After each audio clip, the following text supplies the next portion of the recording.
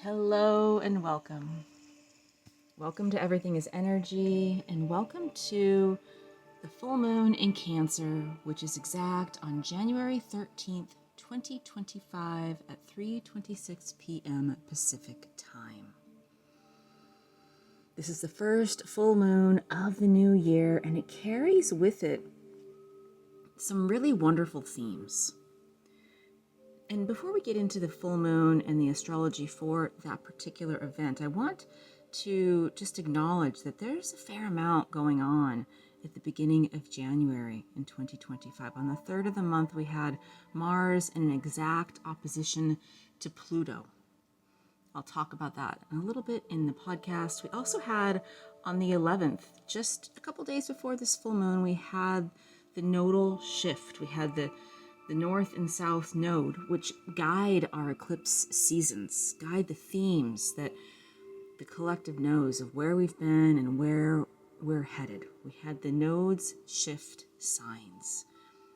I'll put a link to a YouTube video that I did about the nodal shift in the notes. We also had the next day on the 12th, Neptune conjunct the North Node. And Neptune is doing some really wonderful aspects during this full moon. I'll touch on that in a moment. And that brings us to the event of the 13th, which is the full moon. The full moon in Cancer. So full moons always happen when the sun and the moon are in exact opposition to each other in the sky. We have Luna, as I mentioned, in the sign of Cancer. Cancer is cardinal feminine earth. Cancer is at home with the moon because it's ruled by the moon. Cancer is sensitive, imaginative, intuitive. So you can kind of sense those are all very lunar, inward-looking energetics. Luna in Cancer opposite the sun in Capricorn. And the sun in Capricorn is really inviting us to use our intuition, energetic understanding offered by the moon to imagine and to begin to create the future. To imagine and to begin to create new structures, new ways of being, new ways of doing, new ways of vibrating. We also have not just the sun and the moon opposite each other, we have Luna conjunct Mars in the sign of Cancer. So they're both in Cancer. And together this gives us the intuitive, imaginative, heightened, sensitive perception. That's Luna in Cancer. But with conjunct Mars, we have this extra embodied I am, action-oriented, sort of 3D grounded motivation to be the change that we seek. And it's worth exploring or noting that we also have Mars opposite Pluto. I'll do so in a little bit in the podcast. I'll also put a link to a deep dive that I have on YouTube for Mars-Pluto opposition. But for now, let's look at what's also going on. We have the sun and the moon in opposition to each other.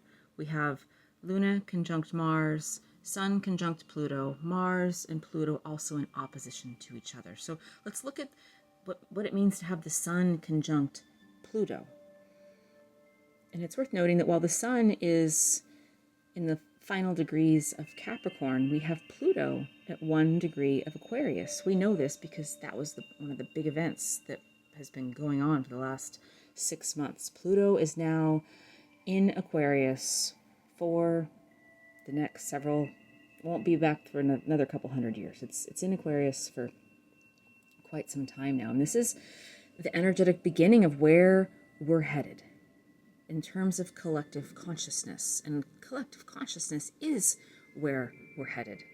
Collective consciousness is the vibration that creates the reality that we see around us every moment, every day. And it's worth noting, and Pluto's here to remind us in Aquarius, that today is simply a product of the past. And we have the power to be the change and create the change. So Pluto is informing us about the nature of the changes, the nature of the new systems. Pluto in Aquarius is inviting us to think in a less top-down power structure and in a more decentralized power structure. Aquarius is fixed masculine air, ruled by Uranus. So ruled by Uranus means that Aquarius can be fast acting, can be surprising.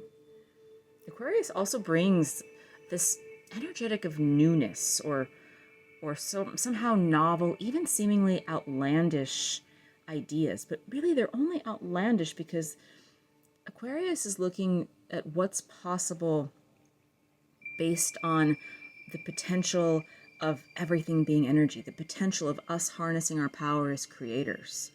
And we're conditioned to think about what's possible based on what we see around us. And as I just mentioned, what we see around us is simply a product of the past. So this is a really fortunate conjunction, Sun conjunct Pluto, because Sun conjunct Pluto, Capricorn can get a little stuck in what is. The sure-footed mountain goat is taking slow, steady steps and is taking in the big picture, but is very much, I'm going to use again the word conditioned, to be looking down at the ground and verifying reality. Capricorn is ruled by Saturn, so it's a good thing. It helps us constrict and pull things into 3D, but it can also slow us down. So Sun conjunct Pluto, Sun in Cap, Pluto in Aquarius, Aquarius ruled by Uranus. Uranus, as I like to say, reminds us that we are the high technology that we seek. So it's a super wonderful opposition that we have going on during this full moon. And now I want to briefly just touch on the Pluto's Mars opposition. As I mentioned, I'll put a link to a deep dive on my YouTube channel, but this Pluto Mars opposition is actually pretty extraordinary. Normally Mars opposes Pluto and it's about a 3 or 4 day transit. Here, this transit, because Mars is retrograde, is taking 6 months' time. And this is again highlighting these major shifts of themes. And I want to offer that in some ways, Pluto is the higher octave of Mars. They are both about willpower. Pluto is focused on the collective. Mars is focused on the self. They both have this aspect. Pluto is subtle energy. Mars is 3D energy. I like to say the outer planets always win because subtle energy is something that is so super powerful. But this opposition has the potential to show us the unconscious collective programming that no longer serves us. And it has the potential to give us some support in lifting ourselves up and out of what no longer serves, to raise ourselves above fear and ego and shadow. So I'll just briefly note that we had the first opposition on the 3rd of November last year. We had the second opposition on the 3rd of January, as I mentioned early in this podcast, and we'll have the third opposition on the 26th of April this year. And these things happen in threes in such a miraculous way because of the retrograde action, we get multiple passes at getting these downloads, working with these energies. The first opposition sets up the theme. The second opposition is go time. The third opposition is time for us to hopefully pat ourselves on the back and realize that we've cleaned up shop. Check out the link in the notes for more information on that particular transit. But for now, I want to shift into Neptune. So I mentioned that Neptune was exactly conjunct the North Node just the day before this full moon, but Neptune is still very tightly conjunct the North Node at the time of this full moon. And it's worth noting that they are both in the anaretic degrees of Pisces. Pisces is mutable, feminine, water. Pisces is very at home with Neptune. Pisces is ruled by Neptune. So this has potential to be a very sort of harmonious, flowing, soothing energy here. But there's an if. And the if has to do with the nature of Pisces itself. Pisces is the last sign of the zodiac. The energetic of Pisces is a super sensitive sign, but it's because it's taken all the lessons. If we're doing the energetic work, if we're listening and ebbing and flowing and paying attention and not forcing, but being with the energy, then Pisces is the culmination of all the lessons learned in this trip around the zodiac. So if we're willing, here's the if, to pay attention to energetic flows, then this conjunction can be super harmonious. And the other thing that's happening during this time when all the outer planets are changing signs from 2024 to 2026, we have something else very rare. We have these planets also in very harmonious aspects with each other. So they're sextiling and trining each other and activating other planets. And sextiles and trines are, again, harmonious flows. So we have Neptune sextile the Sun, trine the Moon, trine Mars, sextile Uranus, and sextile Pluto. What all this means in a nutshell is that this full moon is really offering a potential for us for downloads, realizations. Full moons are in general times of manifestation, realization. Neptune being as active as it is, conjunct the North Node. The North Node is where we're headed collectively. Neptune is the planet of illusion and delusion in the sign of Pisces, inviting us to be and live and vibrate in energetic integrity. If we can do that, there's tremendous potential for creative and collective downloads for our future. These are very exciting times, and one of the themes that's weaving through is to have the integrity, to be willing to ebb and to flow, and to release the conditioning that is in the collective of forcing our way through things. If we're really seeking to embody Aquarian energy and remember what it means to exist, to coexist as a collective, we must be willing to step outside of our ego and to receive information from the collective. Now we also have Saturn conjunct Venus in the sign of Pisces. There's a fair amount going on in Pisces. And Saturn conjunct Venus is squaring Jupiter in Gemini. Saturn conjunct Venus in Pisces is inviting us to be open, but also not to rush or to force things. Here's this theme again. For example, it could be that no matter how badly we want challenging times to be over, this aspect is reminding us that the way out is through energetic integrity, being present with what is present. It doesn't mean we kowtow to it. We are still powerful creators, but we're not just blindly rushing and forcing ahead. The way forward is both non-attachment as well as intuition and courage. I'm going to say that again because I think that's really important. The way forward is both non-attachment. So that's the idea of releasing the egoic need to know, the egoic need to be right, the egoic need to find the answers, to get up and out of anything that's uncomfortable. Non-attachment is helping us to be present with everything. But not just that, it's also to use our intuition, to use our energetic understandings, and to have strength and courage to be the change, to shift our vibration, to offer new vibrations, to receive visionary downloads and take inspired action as we feel the inspiration to do so. But also not just clenching on and holding on to anything that we see because we think it's the final answer. We're not through the woods yet. And this is because things are going to be changing quickly throughout this year. This is a very fertile year.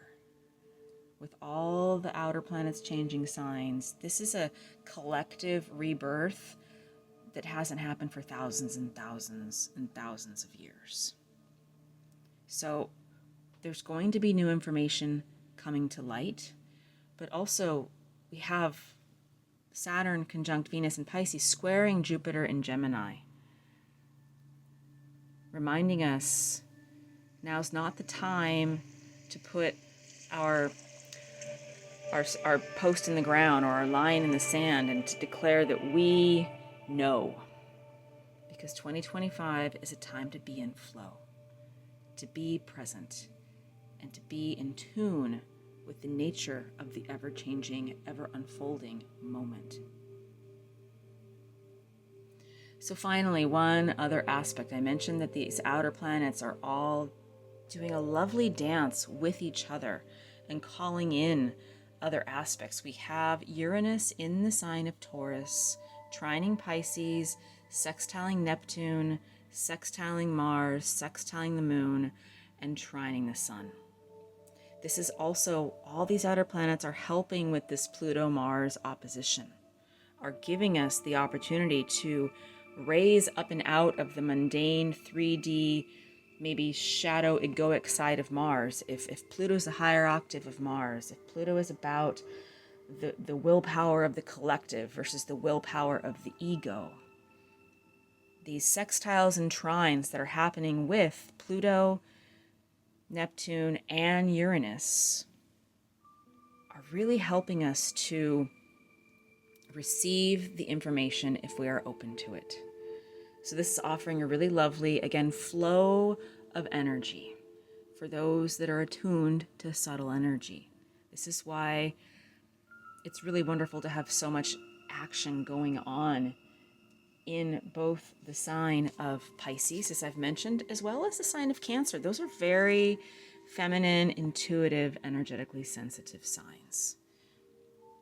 Inviting and reminding us that even though some aspects of the world can seem so chaotic and we kind of just want to tune out and numb out, that instead of paying attention to the things that make us want to numb out, we have the opportunity to shift what we look at and to remain open and to remain sensitive and to remain these powerful antenna receptors and broadcasters.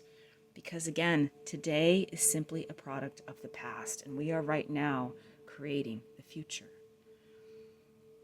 And Uranus in Taurus, Uranus is, as I like to say, we are the change we seek.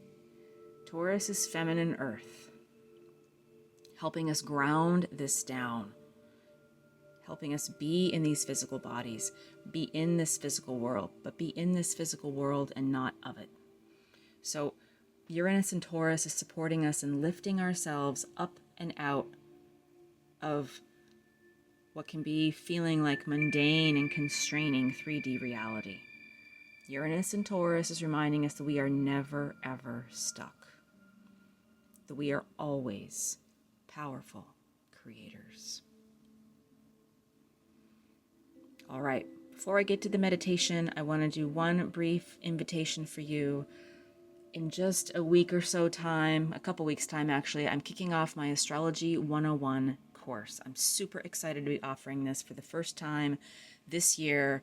I believe that astrology is a language that is as old as language itself, and it's a beautiful time for us to explore and remember that the planets are providing us a roadmap, especially during these challenging times. So hop on to my email list. I'll put a link to join. If you join my email list, I'm going to continue to extend a coupon for those who are in my email list to join this course, Astrology 101. We kick off formally at the end of January. We'll have a couple meetings before then to get to know each other. All right, let's get to a meditation. Find somewhere where you can sit or lie comfortably.